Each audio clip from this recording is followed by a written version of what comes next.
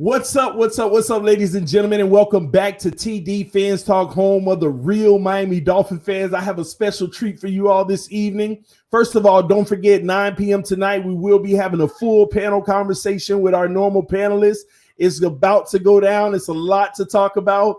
And I know that we made a lot of moves today, and I hit some of them early, but I didn't hit two other moves.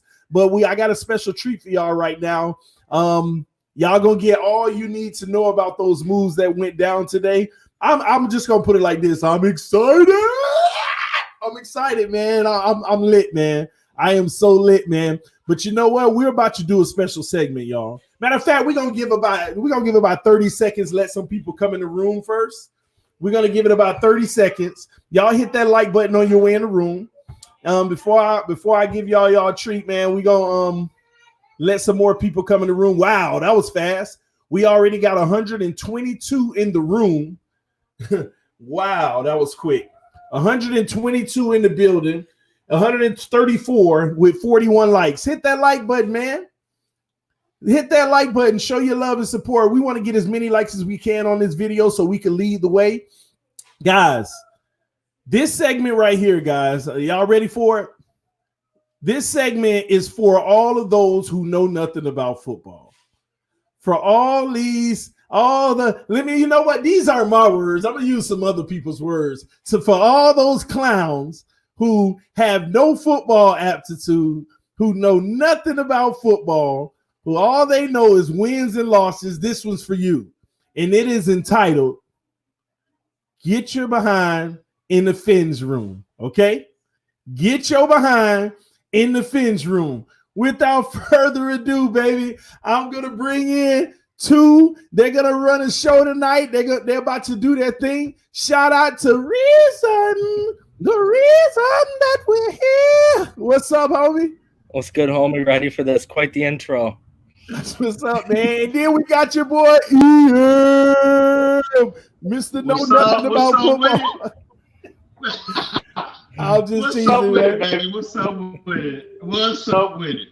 Man, these are exciting times, ladies and gentlemen. These gentlemen are about to blow you away and give y'all everything you need to know about what went down today. Without further ado, fins up, ladies and gentlemen. What's good, Fins Nation? You boys, Reason and EM, about to drop that Fins Room knowledge right now on y'all. But EM, let's jump right into it. So, out of the Ogba signing, the Howard signing, and the Grugier-Hill signing, which one was your favorite today? I know we already talked earlier about how we like all three of them, but which one was your favorite today? Emmanuel Ogba. I think perfect scheme fit. Like we talked about earlier. I mean, his athletic profile is ideal. Scheme diversity is ideal. And he's 25 years old, and I think we're only scratching the surface of what his ceiling could be. So much potential is left on the table with this player.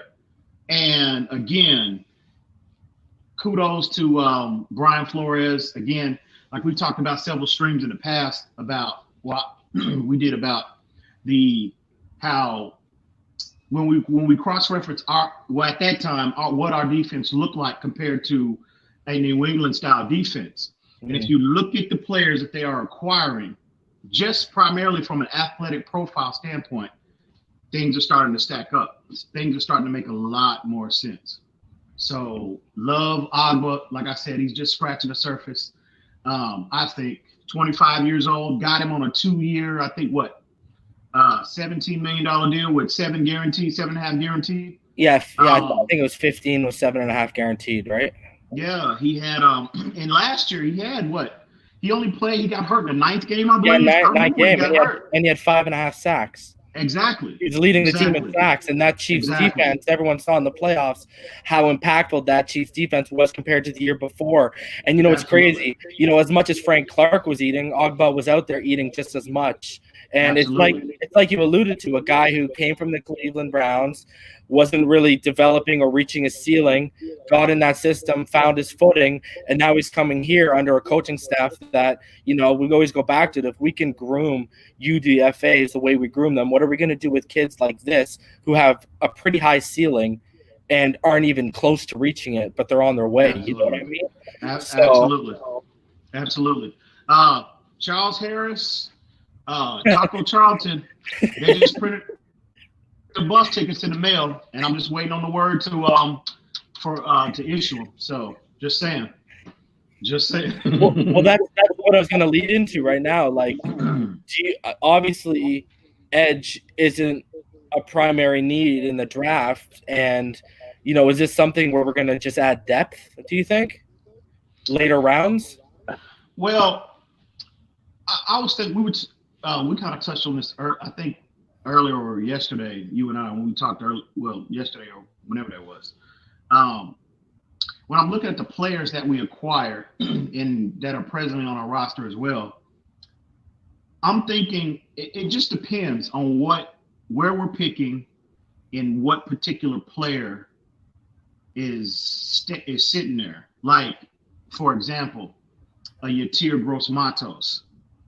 If you look at his combined skill set athletically, and you compare him to the players that we acquired, we basically acquired pretty much the same type of players. Kyle Van Noy, Agba, Shaq Lawson, they're all power players. You know what I mean? Yeah. They're not necessarily, that gifted, from a speed standpoint or a quickness standpoint. I think we need a player in addition to what all of the traits that they have. We need a player that is somewhat of a better athlete that can necessarily beat individuals one-on-one with speed as opposed to just power. You see what I'm saying? Yeah. That makes sense. So it just depends on where we're at. And again, for example, I use Gross-Matos because we all know I think he has the highest ceiling as far as edge players as in his complete game than any pressure player in this draft. But it just depends on where we're sitting, where we're at and what we've already addressed to that point in the draft and who's sitting there. If a player with that kind of, ability is sitting there, hey, make a strength, make it even stronger. That's what I think. I mean, yeah, I would feel the same way if Clavon Chaison's sitting there. Chason as well. That's a guy you'd have to sit there and hard, but it's just I feel like the position they're putting themselves in with free agency, this draft, especially in the top 3-4 rounds, it's going to be very offensive heavy. I see the safety sneaking in there because, I don't think Rowe and McCain are going to be our both of them. I think maybe one of them by the end of the season will still have his job. But I think, we talked about Winfield Jr., Ashton Davis. They just make too much sense if they're going to be there at 26 or 39 with what we have. Because if you add one of those guys, they're gifted safeties, man. And when you add one of those, that's your cherry on top in the reverse of what TD says. That's your cherry on top for the secondary. If we got Nick Needham, we got Byron Jones, we got Xavier Howard, and we got Rowe, and then we got Winfield or Ashton Davis. I mean, you can't sit there and tell me we wouldn't have one of the best secondaries in football right now. We will have the best. And I don't know what they're waiting on to issue Bobby McCain his walking papers. I don't know what they're waiting on. Maybe it's a smile, brother. Because if they keep Xavier Howard, okay, you're gonna have him on one boundary. You're gonna have obviously Byron Jones on the other one. Yeah. And I'm all for Nick Needham going in the slot. I love his versatility. I've been banging the table about his versatility all year, so that's not a problem for me if Nick Needham goes into the slot. Yeah. So what do you do about McCain? And he's expensive as well. Yeah, that's a thing too. But Eric Rowe, I don't think he's going anywhere. They have him locked up, and the way he played last year, if he continues, I think Flores trusts him a lot too. Oh, absolutely. And you can't buy that, right? You can't really put a price on that. Absolutely. So I don't think Eric Rowe is going anywhere, especially his play. If you're projecting what off of what he put on tape last year, I don't think Eric Rowe is going anywhere, and he shouldn't. I think. I wanted to say too, like I know we've upgraded the edge position obviously with Lawson, and today with Agba. We obviously upgraded the secondary with Byron Jones, but no one's really talking about how we upgraded our special teams with Gruger Hill and yesterday Clayton, excuse me if I pronounce his name wrong, Fedjadillam. Absolutely. We just basically stole the Super Bowl winner and a special teams captain from the Philadelphia Eagles in Camus Kruger Hill. And, I told you before, like I was a Donovan McNabb stan. So the Eagles are kind of my second team if you're going to label them. And I like this kid a lot, man. He's only played 90 snaps at linebacker. But when you take those 90 snaps and you put them in a box, he's actually produced in those 90 snaps. Absolutely. Like, and I can't emphasize this kid's athletic ability enough. 4.45, 40. Ultra athletic. He's got a 4.45 40, man. On a 6'2", 225-pound frame. That's crazy. 230 pound Yeah, frame. I remember when I think he came out in 2017, if I'm correct. Yeah. And I remember during leading up to in the pre-draft process, he was one of the sleeper players that could be a potential steal in that particular draft. And I was hoping, and then when he blew the combine away, I was hoping and praying that Miami would be able to take a late round flyer on him, because he was projected to go between anywhere from 4 to 6, 4 to 6 range. And I was hoping if Miami, he was sitting on the board, Miami would take him as a developmental prospect. But yeah, ultra athletic.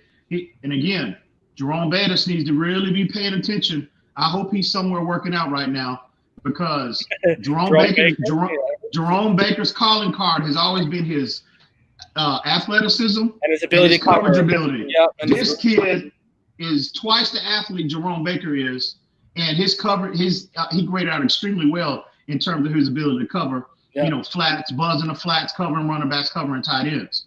So again, he can be that specialist that takes that role potentially away from Jerome Baker. We'll get to that on another. We were talking about the linebackers getting crowded. They've already tendered Vince Beagle, so they've got plans. You know what I mean? So we're starting to get crowded back there. As much as me and you want Zach Bond, starting to become a reality that might not happen right now. I agree. You know what I mean? So what sucks, because I think that kid's going to be awesome, but we like the way they're building right now. So we're keeping with the Eagles. The Howard move. We went and got our primary veteran back. I don't think there's any question between us that we both agree they're still going to draft a running back and potentially high. Dobbins and Taylor being, the targets we keep hearing. So what do you think? Do you think this is the beginning of a smash mouth culture? If you can, get Dobbins or Taylor taking out, most of the field in terms of the yardage and taking the contact, and then once you get in that red zone, handing that ball off to Jordan Howard, who last year averaged, 2 yards after contact compared to Kalen Ballage, who averaged 0.7 yards after contact. So, what do you think this is the beginning of a smash mouth culture in terms of the running game? Oh, absolutely. I mean, if you recall, when Flores was introduced initially to the world as the Miami Dolphins head coach, what were the core things that he believed in? Physicality, and not just the running game, not just with Howard and the Eric Flowers signing, but also even the additions we had on the defensive end. It's a common thread between all of them. They're all physical, power, stout players at the point. And if we talked about this earlier, I just don't think, now there's more work that needs to be done, obviously, but I don't think that culture of finesse that has plagued the Dolphins for the last 15 years, it started with Cam Cameron, it continued with Joe Philbin, and carried over with Adam Gase. Yep. That culture of finesse is now an afterthought, in my opinion. I agree 110%. So absolutely, this whole free agency, we talked about this earlier as well.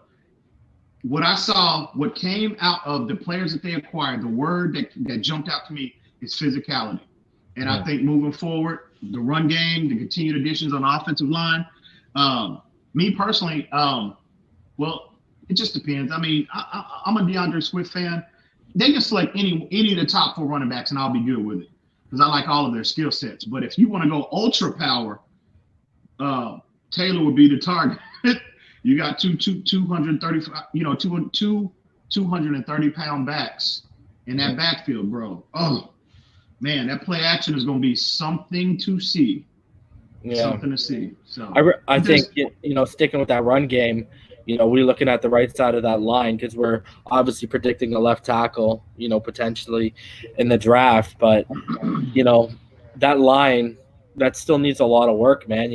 I know we're still hearing Ted Karras coming here possibly, or, we've heard Matt Skura. The Jets just signed a really good center in McGovern. That was a good deal for them. But, the guard market is getting thin unless you want to get old. And then, you look at Balaga, who went to San Diego. That was a good deal. He got the same money as Eric Flowers. And, I know he's a little long in the tooth, but he can still play. You know what I mean? So he's a high quality player. He's been since he came in the league. Oh, for sure. Yeah. So my problem is I thought about him. The market's drying up, and you're getting into the guys who are long in the tooth. We're the top guys. Like Andres Pete is literally the top guy, and he's mainly a left tackle, left guard. He's played a bit of right guard, barely any, but he can. I guess you can make the transition if you want him to, but I mean, no one's going to sign him as a left tackle, right? He's mainly going to be signed as a left guard or whatever. The thing is, I really think we missed out on Graham Glasgow because you could have kicked him out to guard. Because he's proven he can play both. Kick him out to guard. If we always seem to have injuries. Whether it's Kilgore, Pouncey, always in the center position. We haven't had great luck since back in the early 2000s in terms of longevity and durability in the center position. So that would have been a great signing, I think, because he's a guy where if Karras went down, you could have kicked him back in the center, and you could have moved Davis to right guard, and you would have been okay for a couple games. So I just don't like how the guard in the center market, we've talked about Karras. I know Ballgame said he's okay with Ted Karras. And me and you have stress. The thing is, we're not totally sold on his athleticism. You know what I mean? And absolutely. And I think he's definitely got limitations in that regard. Don't ask him to play in space. Yeah. Don't ask him to play in space. But again, Eric Flowers is the same type of prototype. He's the same type of player. If you ask him to just get his hands on somebody and engage and move them, he's good. He can play. You get a lot of production out of those players in that regard. But if you're asking them to play in space, that's not their strong suit. But they could be transitioning to that power scheme that Flores referenced all last year. I think they abandoned that somewhat at some point last year because they just don't have the players that have those physical traits. They just don't at this point. We talked about this some streams back. They just didn't fit that power, that phone booth type of scheme. But the addition of Eric Flowers, Karras, and I told you, we talked about this earlier. I hope. Gabe Jackson's been on the trade block for a week now from Oakland. I think Miami is just waiting to see if they release him, and that's a strong possibility. You look at he's a power player. That's his MO. Has been since he's come into the league. He's only 28 years old. He's under contract. I think I looked at his numbers, and his contract is like he's like $8.59 million cash. It's reasonable in this market. Absolutely. And look at the connection between he and Reggie McKenzie. Reggie McKenzie selected him when he was GM. He was the general manager of the Oakland Raiders. So I would at that. I mean, and if you project him to the right guard position, that's his natural position. What if they ask for the 70th? What if you got to give up the third? No, I think they would take a fourth for him. I really do. I think they would take a fourth round pick. I don't think it would require a third. And the word out on the street today is that officially that it's a second rounder for Trent Williams for any team that come knocking. The problem is how much money he wants to get paid. Yeah, no, that's the problem. And he's cornered the market now that everyone's gone. Yep. You're talking about paying a 32-year-old. He's 32, right? Yeah. 32-year-old tackle. 25. Well, maybe not 25, but I would say between 17 and 20 million. No, and you have to give up draft capital to get him as well. No, I'm passing on that. I'm gonna just select my tackle, and I'm gonna address that in the draft. See, now here's the thing. Like, what do? Do you take that 18th? Because we talked about this before. When you go to the right tackles, Mekhi Becton has played it, but he's a left tackle. And then when you go to, you got Jedrick Wills and my boy Tristan Wirfs. Those are the guys you got to target, and they could be gone by then. So do you package the 18th with something else to move up and ensure one of those guys? And then I mentioned his name before, and then in the second round, you see it, at the top of the second somewhere at either 39 or 56, you see if a guy like Lucas Niang is still there, or at 39 maybe Josh Jones is still hovering. You know what I mean? Because I know a lot of people have Austin Jackson higher than him for some weird, odd reason. I think Josh Jones is going to be better. Like, what do you do there? Because, we're setting ourselves up where, brother, we're going to need, let's say we get Karras. Let's put it out there. We get Karras, okay? We get Karras or Matt Skura. So we get our center, okay? We still need a right guard unless you're putting Dieter there or kicking in Davis there. And then you still need a left and a right tackle. So that automatically, to me, that becomes they got to identify the right tackle and left tackle within the first 50 some odd picks. In terms of trading up, trading up. Can you hear me? Yeah. Hey, I'm back out. I'm gonna get back in here. Yeah.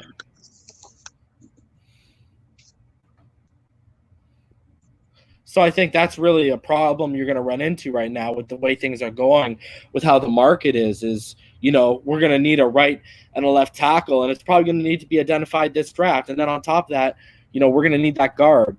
So, it comes down to, we talked about this being offensively top heavy, but this could be a very, very boring draft in terms of offensive line, quarterback in between there, safety in between there, and you might not see other positions get filled out with depth until, the fourth round, maybe the fifth round.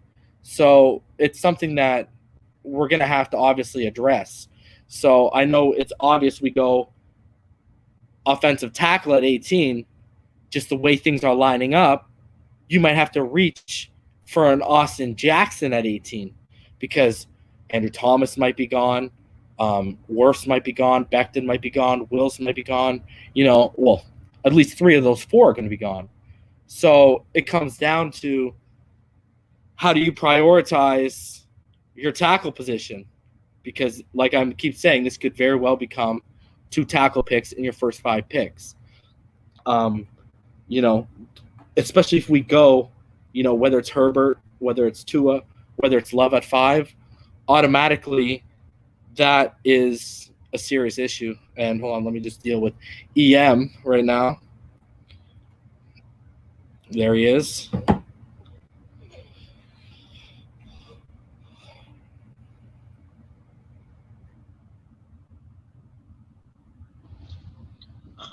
Can you hear me? Yeah, I can hear you. Sorry about that, bro. My bad, man. No worries.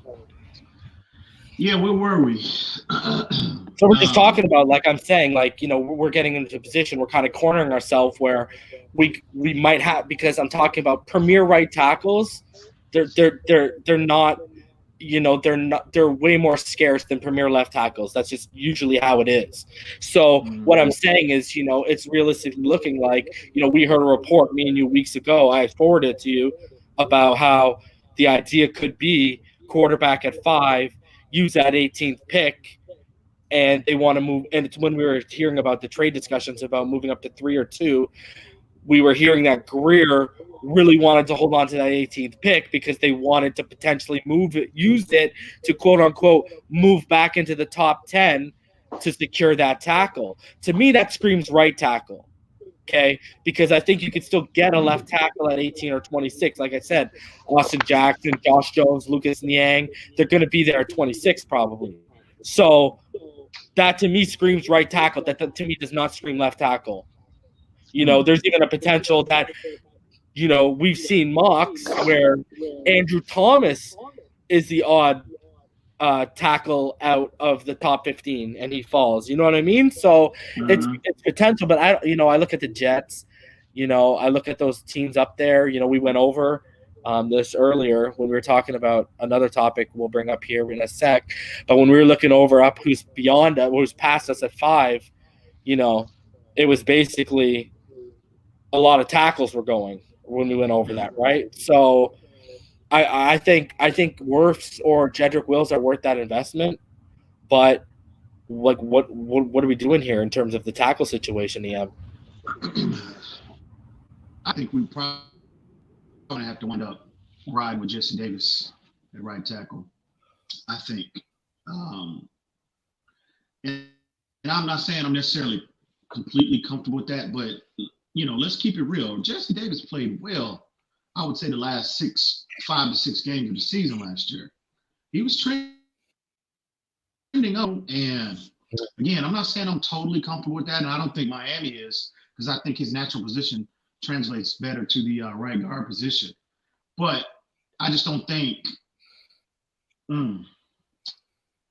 I'll say this. I just don't think they'll be able to address both tackle spots, and it might not even be needed again. If we get strong in the other aspects of the line, you can do a lot of, and we have maybe one player that might be, below average. You can do things scheme wise to hide him and to protect him. You see what I'm saying? It's just a problem this year. We were deficient in all 5 spots. You know what I mean? So, what can you do? You're limited, extremely limited schematically.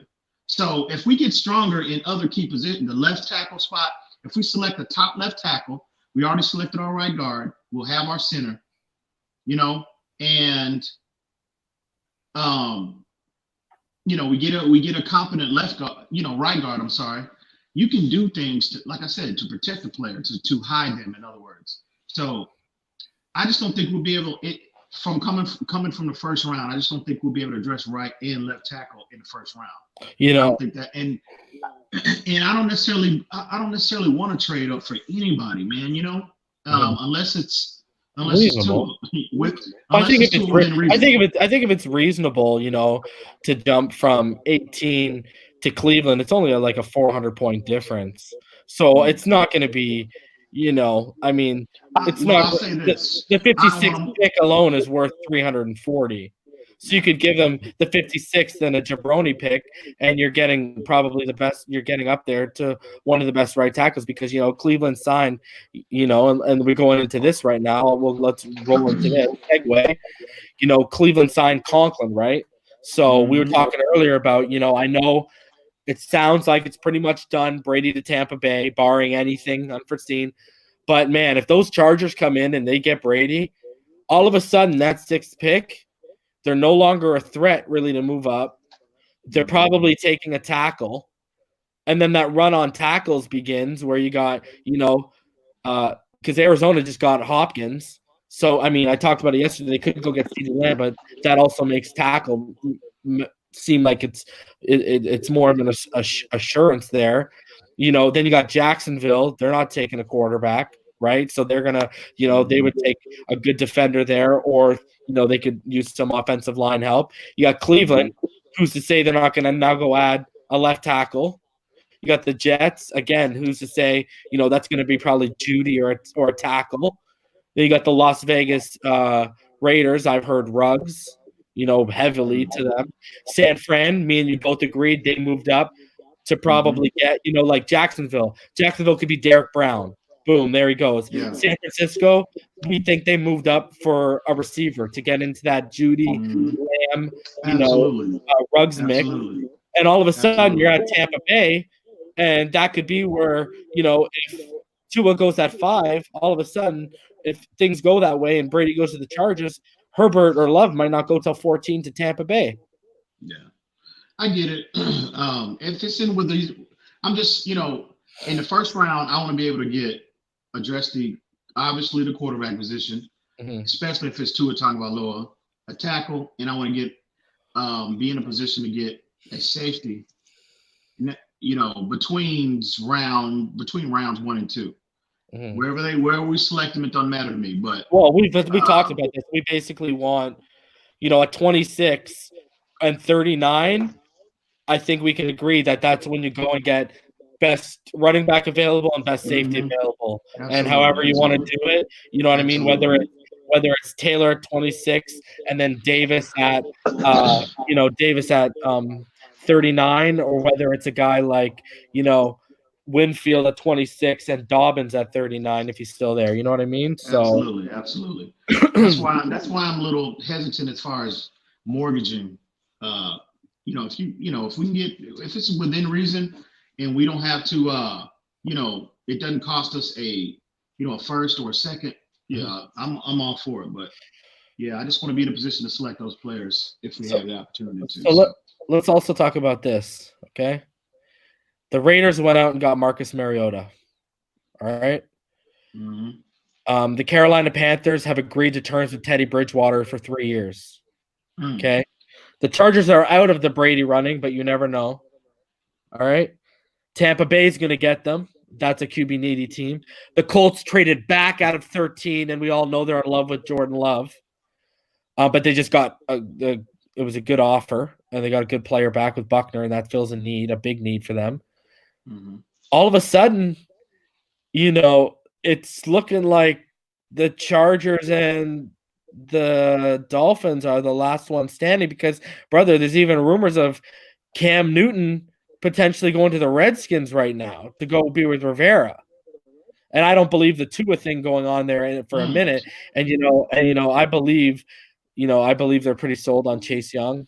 I believe, especially with the Darius Slay thing, after that combine, we've talked about this. I think Okuda is pretty much a lock to Detroit. And I think the Giants are either tackle or Isaiah Simmons because of Isaiah Simmons' crazy combine, and they could really use a player like that in New York. All of a sudden, brother, we're getting here with quarterback-needy teams who we thought were the threats, like the Raiders, you know what I mean, Tampa Bay, the Colts, potentially. All of a sudden, these guys are getting themselves out of position to draft a quarterback, and the teams in front of us are getting more in love with these combine darlings, right? Mm-hmm. Like I've been saying, I don't think this might be a situation where Tua is there at 5. Yeah, it's looking that way, but again, we all know how crazy what a draft day situation can be. So, but yeah, it looks to be shaping up that way, to where he just slides to us if he happens to be the target, which I believe that he is. Yeah, you couldn't if that scenario plays out, you couldn't have scripted it any better. So yeah, hopefully we don't have to, man. Absolutely, I'm 100% in agreement with you. I know that'll absolutely make the draft for you, but I mean, if we come away, I mean, that'll make the off season. Oh my God! But I mean, you look at the way we're stacking that defense, and we go add a guy like Tua Tagovailoa at 5. We go get a premier offensive lineman with that 18th pick, whether it's moving up or at 18, and then you get a premier running back at 26 to 39 in this draft. Brother, you start putting these pieces together. This is no longer a 2 or 3 year rebuild. This is the making of a 5-year window to win a Super Bowl. Yeah, I agree 100%. I agree 110%. Yeah, especially I think now, see, what's the nose tackle position? He's still quiet. There's not a lot of conversation going on around it. I keep hearing Danny. Danny Shelton's name is what I keep hearing for some reason. That's it. Yeah. I think Danny Shelton, would be perfect, and he might be a lot less expensive than Michael Pierce, but. Yeah, I think once they address that position, I think it's definitely a playoff caliber defense. Definitely. I mean, right now, in addition to all the other supplementary pieces we already had this year that we played with this year, that's a playoff caliber defense, bro. Immediately. So I'm sure they know that. And they'll figure it out. I don't know. I'm hearing a lot of conversation surrounding Danny Shelton as well, and I'll be perfectly happy with him as well. But I just think Michael Pierce, he's 26, 27 years old. Man, he would just deal, and I just think he has, for what he would be able to provide for us as far as run defense. I think he's in my opinion, and I could be wrong, but I just think he's the best on the market, the best available. So, yeah. So I think he might be, considering how much we've already spent, Miami might be a little reluctant to make that kind of investment in him. They can find a less expensive option like a Danny Shelton type of player, and they might want to go in that direction, but it still needs to be addressed. Definitely needs to be addressed. So, but yeah, it's a playoff caliber defense right now. They address that this is a playoff ready defense right now. I know he's 32, but how would you feel if they went out and got, and they still drafted Ashton Davis or Winfield? How would you feel if they went out and they got Malcolm Jenkins? I saw that earlier, man. The last 2 years, man, I've seen major slippage in this game. Because he was elite. He was elite at one point for sure. Yeah, he was. I'm seeing major slippage in this game. He's 32 years old. That's natural. Yeah. I'm not knocking him, but it is what it is. No, I'm not gonna make that. I want to go. I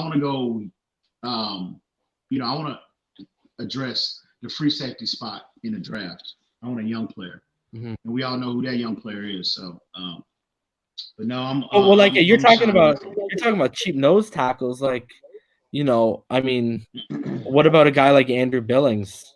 He's 25. He's been pretty good for the Bengals the past couple of years. He's got plenty of room to grow. And you also got, I don't think he's resigned, but has Quentin Jefferson from Seattle resigned? Yeah. I don't know if he's resigned, but also, he won't demand a ton of money. There's also Snacks Harrison out there that I would entertain. And he seems like a Florida guy. We talked about that as soon as he got released. Yeah. Right? Yeah, absolutely. He's just 30, and he'll be a lot less expensive than what Pierce would be. I would entertain him as well. So there's solid options out there. They don't, I love Michael Pierce, but if he's asking $10 million, no, I'm not gonna go in that direction. There's still solid options available, and then also in the draft as well. So I think they'll address it in free agency as well as later in the draft as well. So I don't think that position will be an issue come opening day. So I mean, as you look at this team right now, do you as it stands right now? So I'm not including the draft, what we're going to do there right now. Looking at this team right now, just taking in free agency, how big of a win improvement do you see on 5-11?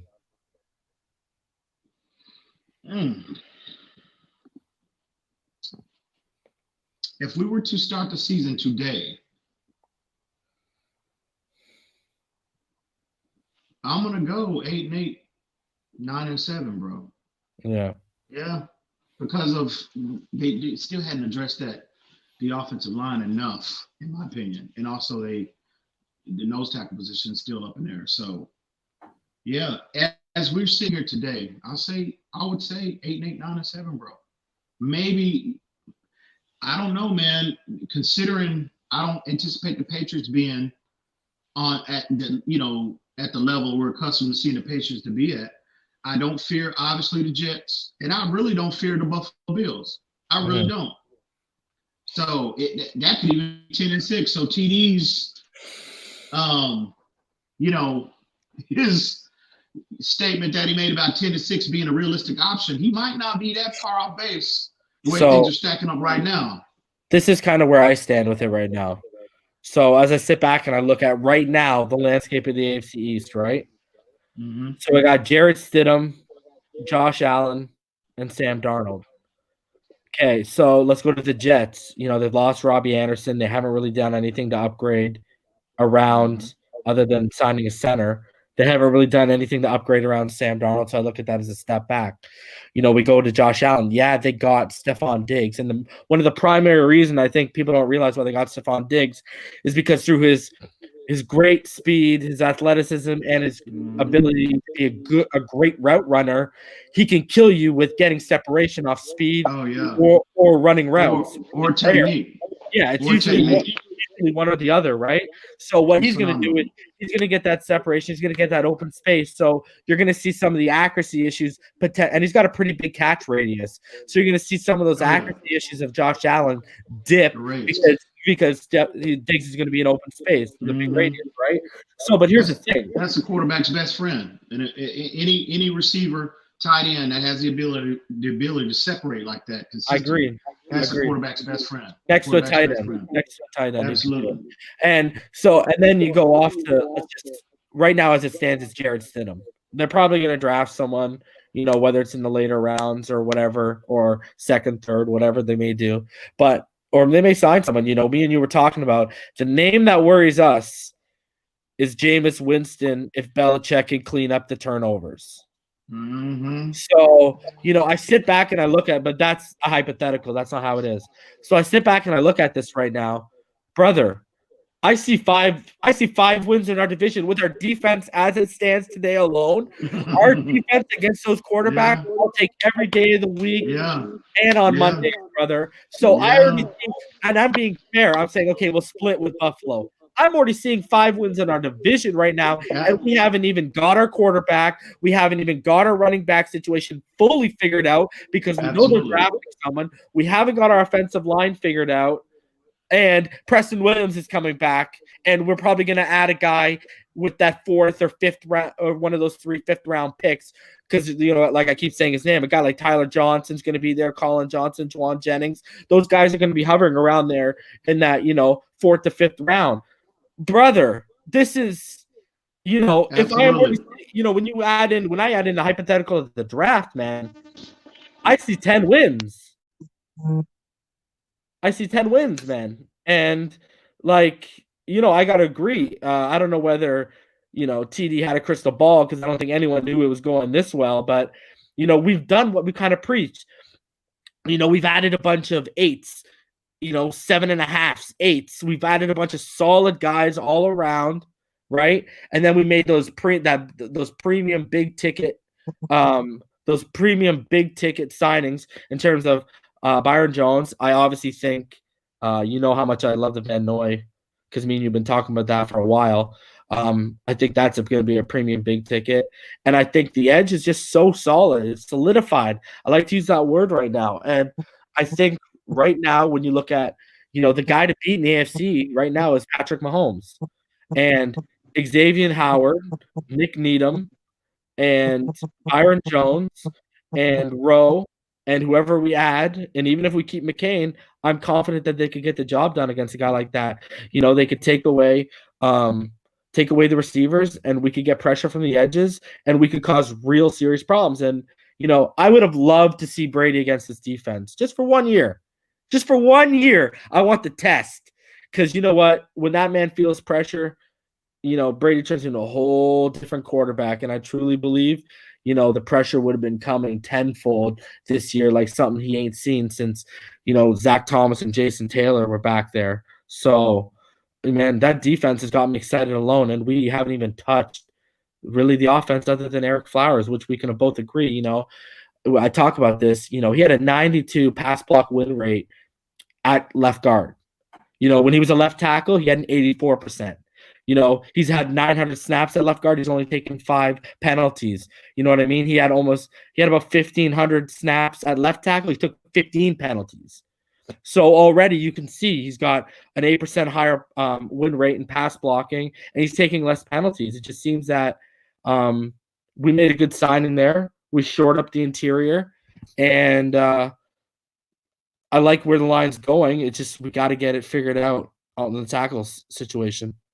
So shout out to K Flexen dropping about how the Buffalo Bills got a good squad. That's for sure. But you know what, man? I like our secondary against Josh Allen. I'll take it all day. The great thing about, I know TD talks about dropping the quarterback with the cherry on top. They've done that with Josh Allen. thing is, they haven't worked on grown and developed his mechanics. And that's kind of, he's got a great arm. He's very athletic. I think Justin Herbert is a good comp. But he's got serious accuracy issues that have plagued him. And because they're in a situation where they're kind of win now, they just kept it rolling with them. So, he's a kid where I think if they took a couple of years to groom him, you got something pretty special. But I think it's going to be one of those things where it's Tannehill, where it takes, 4, 5, 6, 7 years till you start seeing that growth and that progression at the next level. Brother, when you're a day one starter, and I've talked about this so many times, people do not understand the speed jump from the collegiate to the NFL level. So to catch up to the game at that, in processing terms, reading disguised defenses, pre-snap reads, et cetera, that's a complicated situation already when you get into the schematics of the NFL, not the NCAA. And that was already an issue with him coming into the NFL. Yeah. Those were already issues in his game, him coming into the NFL. But you got a guy who's got a big arm. He can extend plays and make things happen with his legs. Right. So he can trust his big arm and he can trust his legs. But the problem is when you trust your big arm, you always see those accuracy issues because that strength can only go so far. Whereas anticipation, ball placement, you know what I mean? Those are really key in terms of getting away from those accuracy issues, right? Yeah. It takes time to develop that. Hopefully they can't coach that.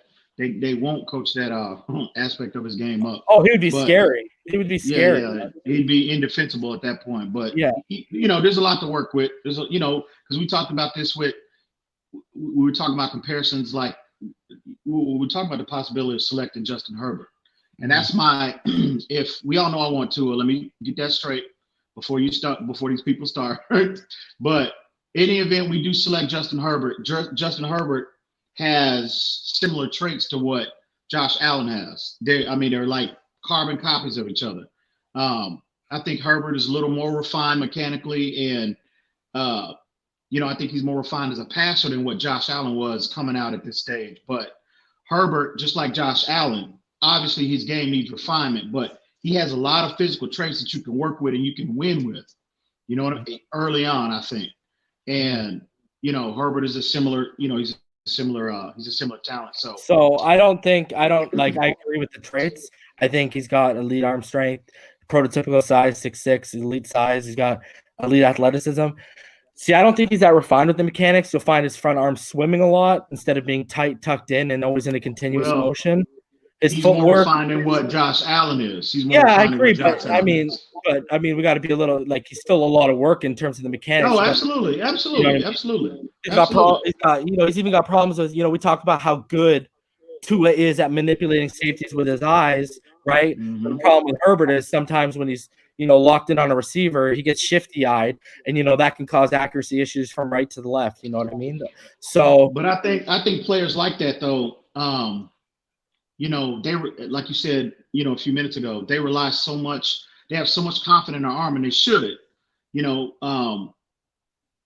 They think that they can fit any throw at any time in any window. That's the problem with big arm quarterbacks. They devote less time into develop that skill set of eye manipulation, body manipulation, mechanics. You know what I'm saying? So, and that it's a double-edged sword. You want a quarterback with elite physical traits, but then again, you see them.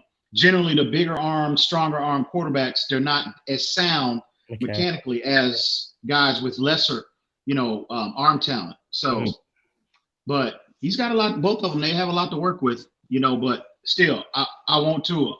Tua, if you listen, boy, If you listen to homie, we riding with you. Ain't nothing changed over here, baby. The left arm. Nothing changed over here. The left arm of God. And, you're right. That's the thing. Like, you got big arm quarterbacks, they trust their arm to fit it into tight windows, where you got guys with, good, even with guys with good arm strength, they trust their ball placement, anticipation, and their almost pinpoint accuracy to try and put it in there, right? It's all about finding it.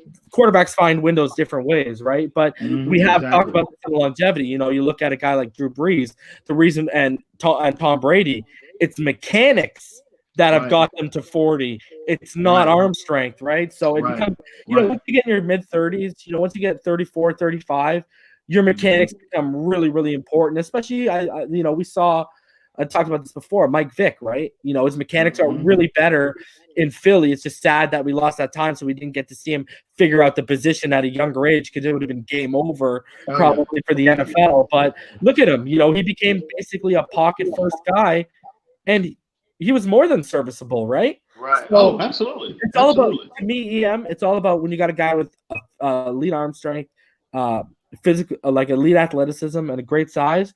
It's all about them finding out how to be that better pocket passer consistently and quicker, as opposed to, you see a lot of these guys with elite athleticism, they flee clean pockets left, right, and center. You know what I mean? Because that's just instinct.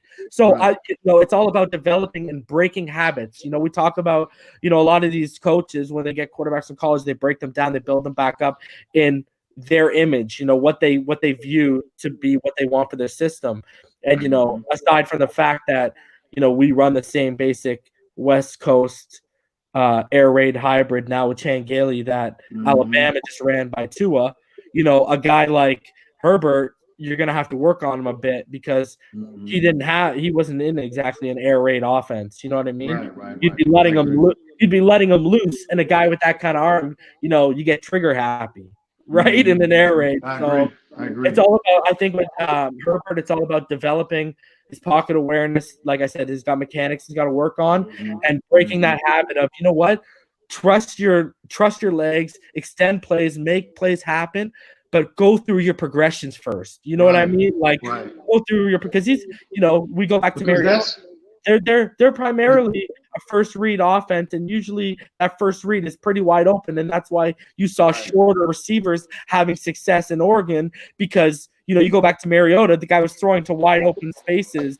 because that's just how they design it in their Oregon. And see, and you're spot on with that, and that's exactly what I mean by when I make the comments about structure within an offense. Like you said, him going through making his initial first, second, third, maybe possibly even fourth progression. That's what I mean by the structure. When a quarterback forces the opposing defense to prepare for the structure of the offense, that's exactly what I mean by that. It's going through his projections. And then if it's not there, trust your feet, trust your escapability to extend the play. And I term that as improvisation. And that is what kills teams. You know what I'm saying? When you force a team, like we talked about this before on the stream about Lamar Jackson's development. Lamar Jackson is so physically gifted as a runner, but he's not physically gifted as a passer. Fundamentally, technique-wise, mechanically, and he doesn't have an elite arm.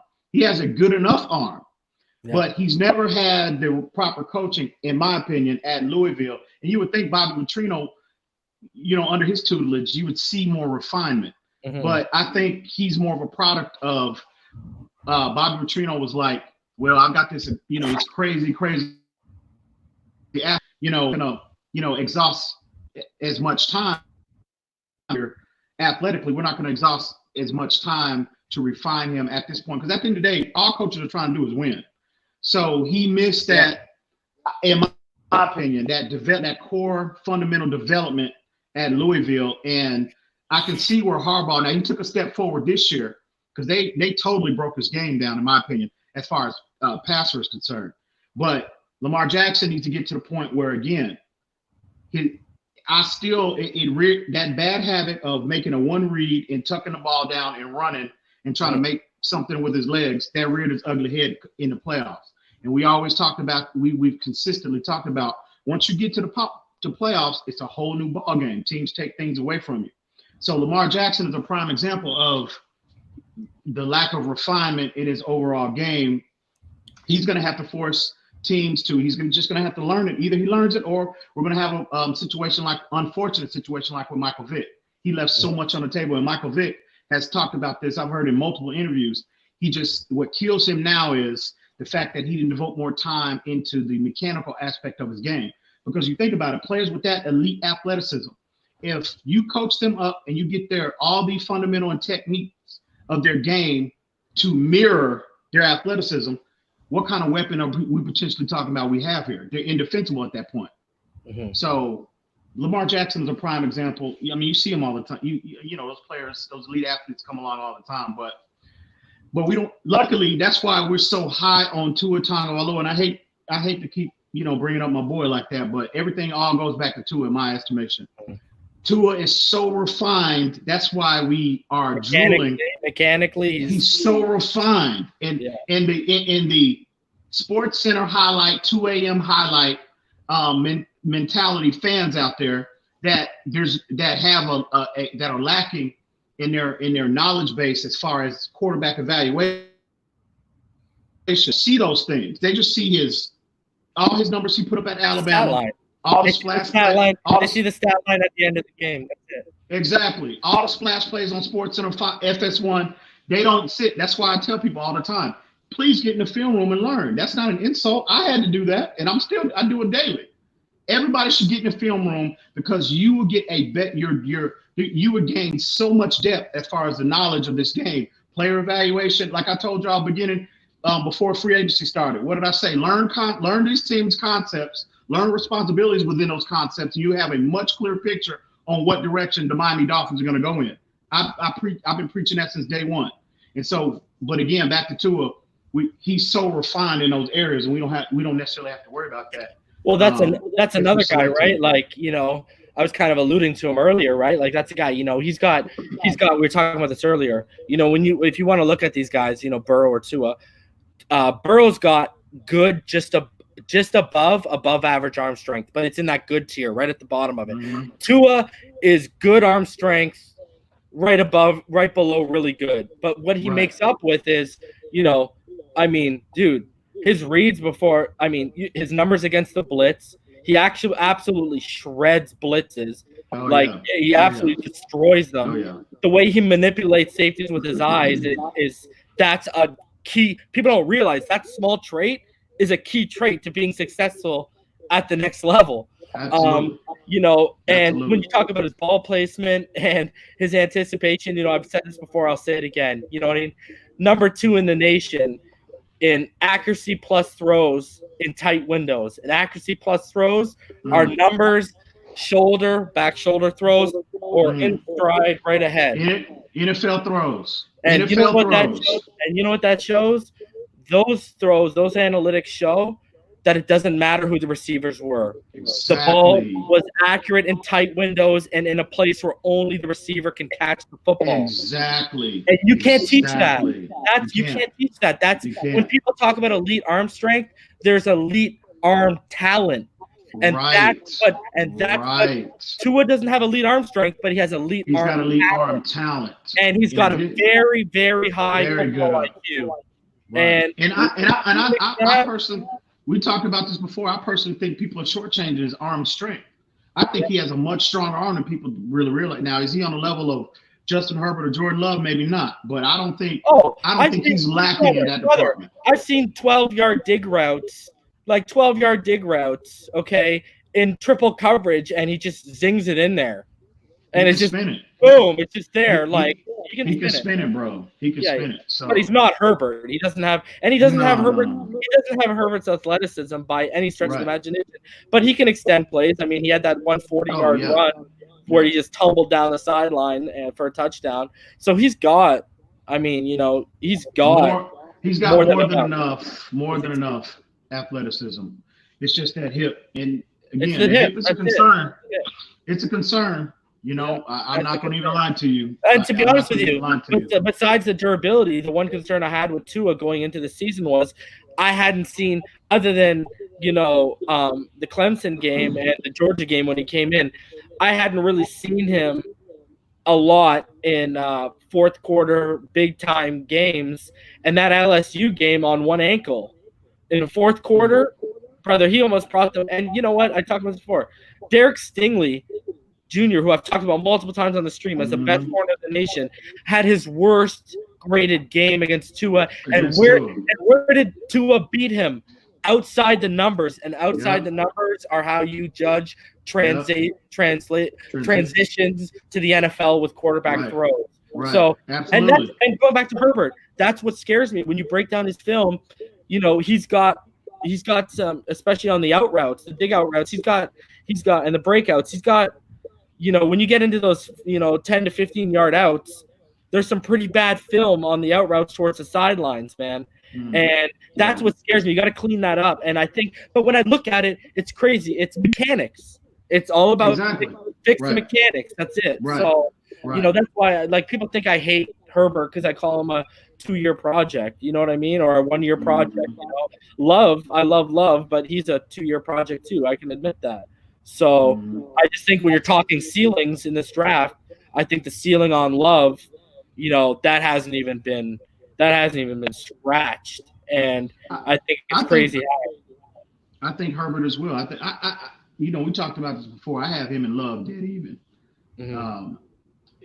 Slightly, maybe I'll give an edge of Love. Maybe he seems to be. So the reason why I got Love is, I like one thing when you get down to the arm talent, like Love can make, and this is where you hear the Patrick Mahomes comparisons that I warned everyone about before it all started. You remembered that before the Senior Bowl, I warned everyone about this that I didn't, but I didn't feel comfortable with those. Was he can make those off-angle throws? Right. He can make throws from every angle. Like Herbert can't really do that. No quarterback like Tua can't do that. Burrow can't do that. And either can Herbert, and that's where you see it. And you know he's got on the cusp of being, you know, he's got that really goodish athleticism. For his size. Yeah, you know what I mean? He's got a really goodish arm. He's got pretty goodish arm talent to go along with it. You know, his mechanics are a little bit better than Herbert at this stage. You know, it's just a matter of about a lack of talent around a guy. I think his arm strength is. I think you can put that in the elite category. His arm is really good, man. And him too, him as well. And he's got size on him. He's 6'4" and a half, and he's like 225, bro. And he is rocked up. Yeah, I said, dang. I can see why Miami is intrigued with the ceilings of these two raw prospects. You know, as opposed to mortgaging so much to go up to get two again. I love me some Tua Tagovailoa. I say that again, but their ceilings, bro. I can see Miami saying, you know what, Tua, we don't have to holler at you, homie.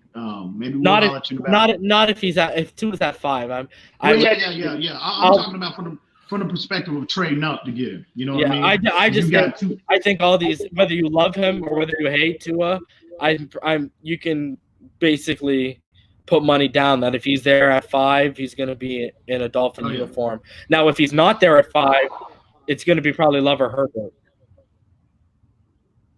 Oh yeah. So, and I mean, we go back. I'm good with either one.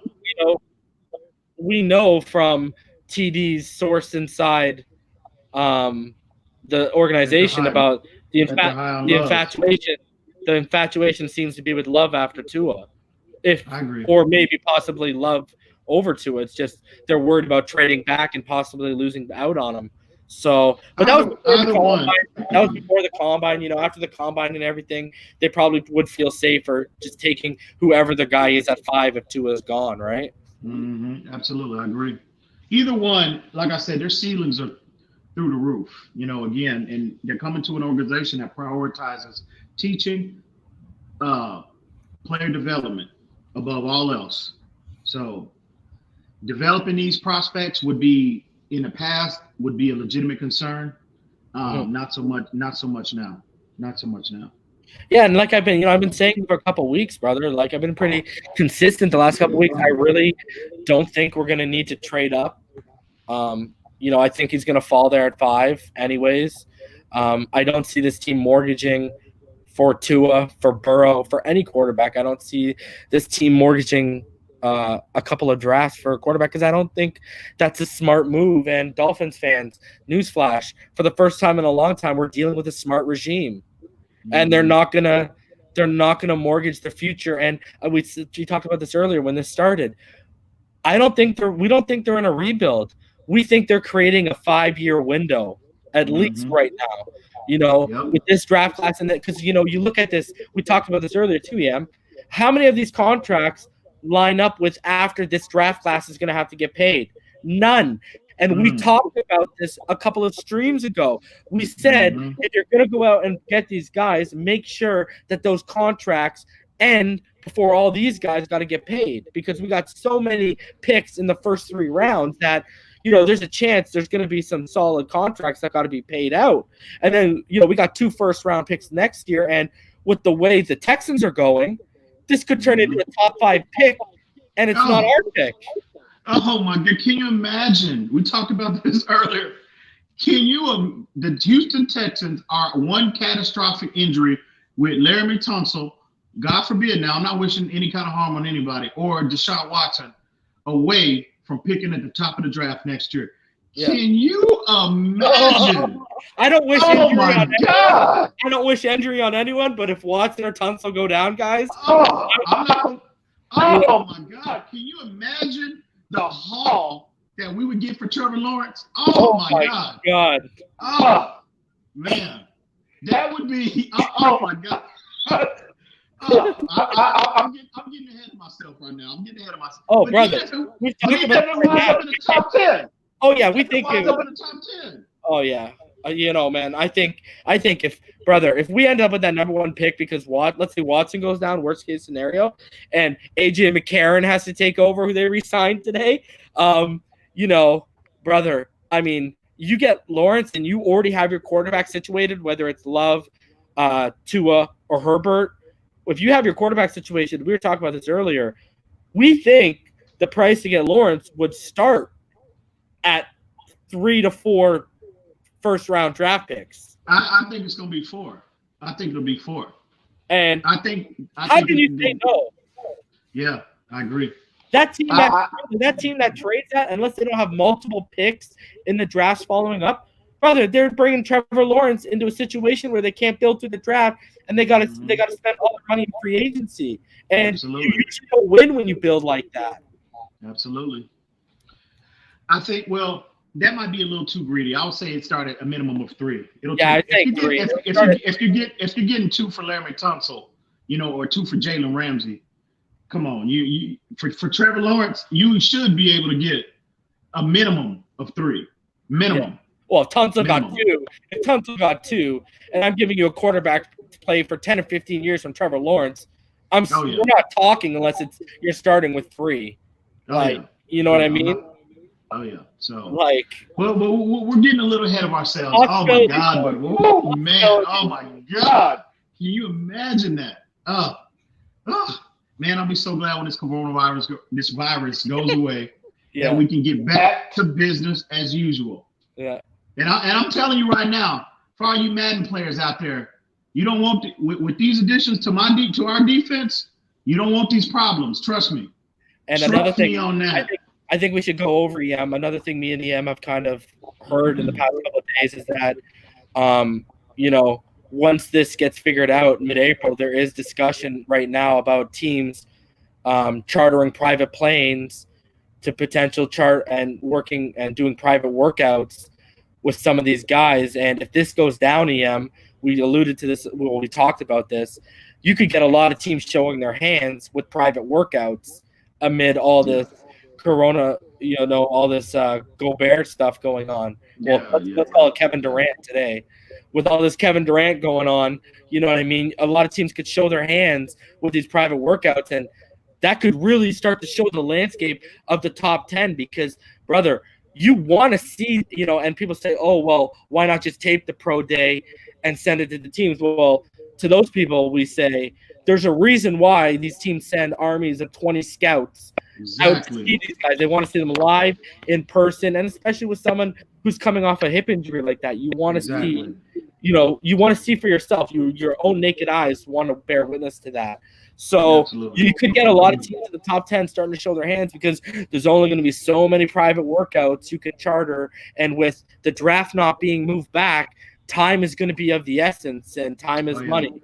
So it's going to be quite an interesting thing to see how April unfolds even. Yeah. Hopefully, man, this just be hopefully it'll all be a distant memory soon, man. Yeah. Listen, I can't wait for this 9 o'clock. Start with that tour stuff, Just stop, man. You're already getting it started, man. Yeah, okay. I hear you. It's Jordan Love, man. Just get over it already. All right. We'll see. Hey, I'm not gonna cry because we have to. Now I'm gonna feel some type of way if Tua is sitting on the board and they go Jordan Love. But if somebody mortgages their whole draft to move up to 2 or 3 or 4 to get Tua, hey, I'm not, and we have to select Jordan Love. I'm not gonna be upset in that scenario. Not at all. Let me tell you who you got to watch out for during the Tua sweepstakes. You have to watch out for the Chargers because that Brady 2-year deal is I'm telling you, it's spelling groom all over it. I thought he was going to Tampa Bay. He's going to Tampa Bay. That's what I meant to say first. You got to look out for Tampa. You got to look out for the Chargers. You got to look out for the Patriots. And it was one more. We're talking about teams that don't have assets, really. Like the Chargers are the one that make the sense out of that. The Patriots but again, the Chargers don't have a lot of assets. They just have the draft. But look at this. Let's add this too, EM. When you look at, they've added Trey Turner, okay, and then they went out added Balaga today. They look like they want a day one starter. So that, to me, that doesn't smell to a red shirt. That smells a Herbert or a Love.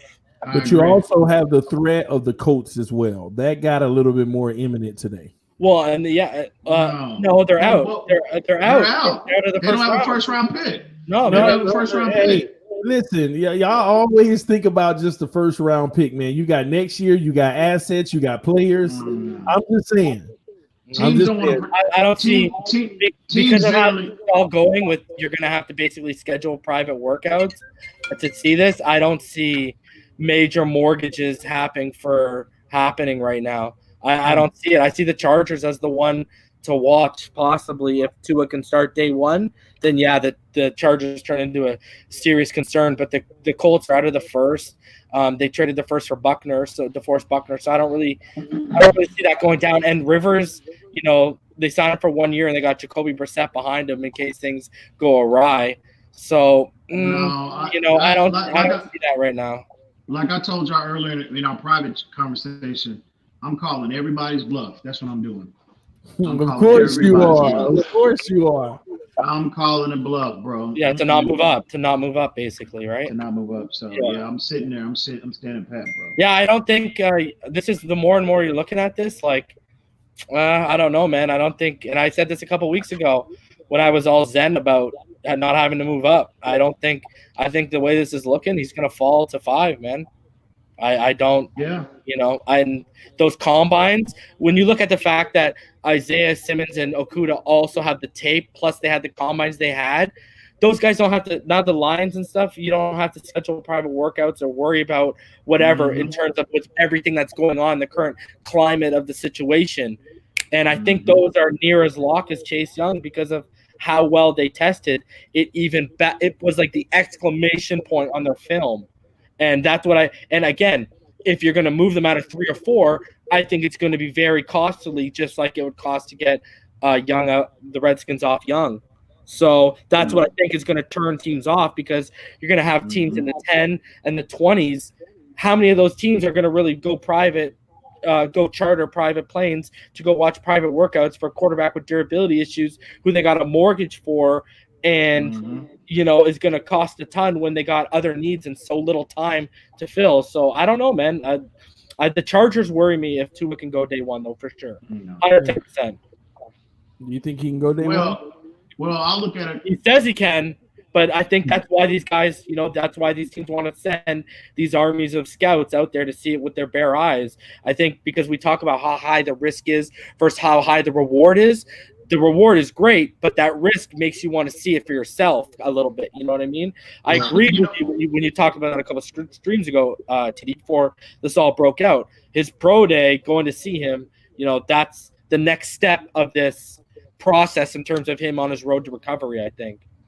I think at the end of the day, the Chargers, like we're hearing a lot of conversation about possibly Cam going to the Washington Redskins. I think at the end of the day, the Chargers make that trade. I think that makes sense. That makes sense. But I would also see him really at the bridge. So, yeah. Yeah. But we shall see, man. A lot more to talk about tonight. We have another stream tonight, guys. I believe it's probably going to be about 9:15 to 9:30. Hopefully that's good for everyone else. I want you. Hopefully you all come back. This is an amazing stream, man. A lot of informative information. I was happy to actually hear you guys' thoughts on these guys that we picked up.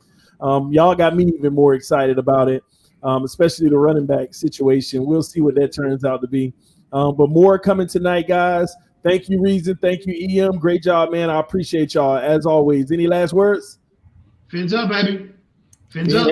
Fins up all day. I mean, let's go. This defense is, I'm telling you, I see 5 out of 6 wins with this defense alone as is. And we haven't even had the draft, so let's go.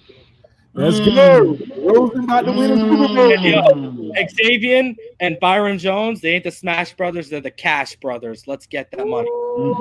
Get your behind in the Fins room. Man. Yeah. All right, y'all. We'll see y'all soon, man. Rosen about to win a championship. I'm out. Peace.